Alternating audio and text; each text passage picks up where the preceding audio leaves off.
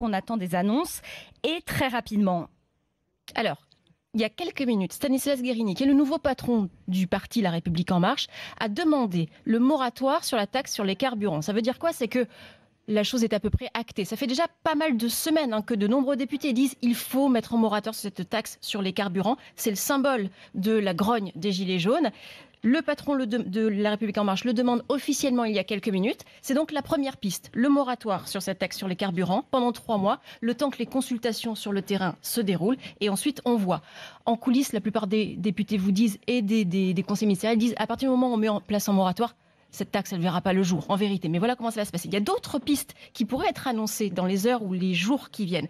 Il y a une piste qui s'appelle la prime mobilité emploi. L'idée, c'est de permettre à des gens qui vivent dans des zones périurbaines ou rurales d'avoir une aide pour se déplacer, pour aller travailler. Ça aussi, c'est une idée qui a été portée par un certain nombre de députés. Ça fait partie des pistes qui sont examinées. Mathieu Orphelin, on s'en rappelle, il était venu nous en parler ici même. Notamment.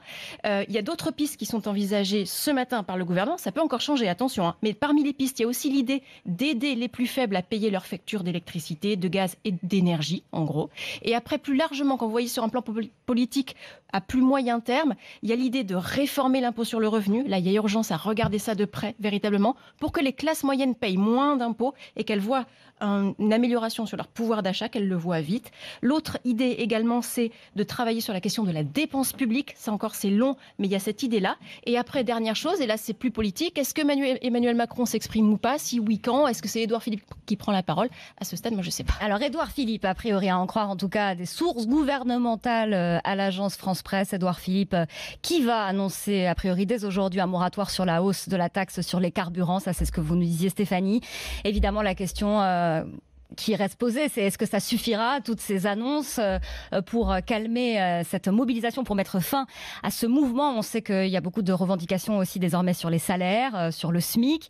Alors juste oui. pour préciser sur la question de la revendication sur les salaires, l'idée du gouvernement, c'est de profiter des 3 mois de discussion au plus près du terrain avec les élus, avec les Français, pour travailler cette question-là et prendre le temps de bien voir comment est-ce qu'on peut jouer sur cette question des salaires.